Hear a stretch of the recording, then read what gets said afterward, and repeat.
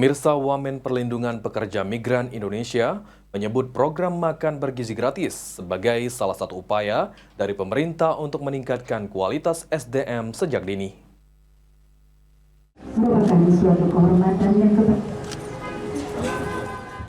Hal itu disampaikan oleh Wakil Menteri P2MI, Zulfikar Ahmad Tawala, usai meninjau simulasi makan bergizi gratis di SMP Muhammadiyah 4 Palembang. Program makan bergizi gratis ini sebagai salah satu upaya dari negara untuk meningkatkan kualitas dari sumber daya manusia di Indonesia sejak dini. Dengan harapan ketika direalisasikan pada tahap berikutnya, siswa telah mengetahui program makan bergizi gratis. Untuk seluruh tenaga pendidik didorong untuk meningkatkan kompetensi dalam bidang mengajar dan skill agar terjadi transformasi ilmu pengetahuan yang baik pada para peserta didik.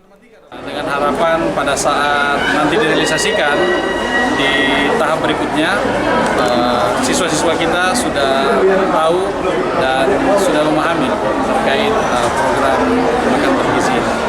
Dan yang utama sebenarnya adalah bagaimana kehadiran negara dalam upaya untuk meningkatkan kualitas dan sumber daya manusia.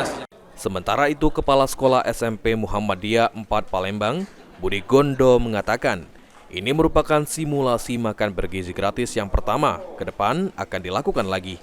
Namun masih menunggu arahan selanjutnya dari instansi terkait, terutama Dinas Pendidikan. Baik Pak, mungkin ini uji coba pertama Pak ya? Ya, uji coba yang pertama.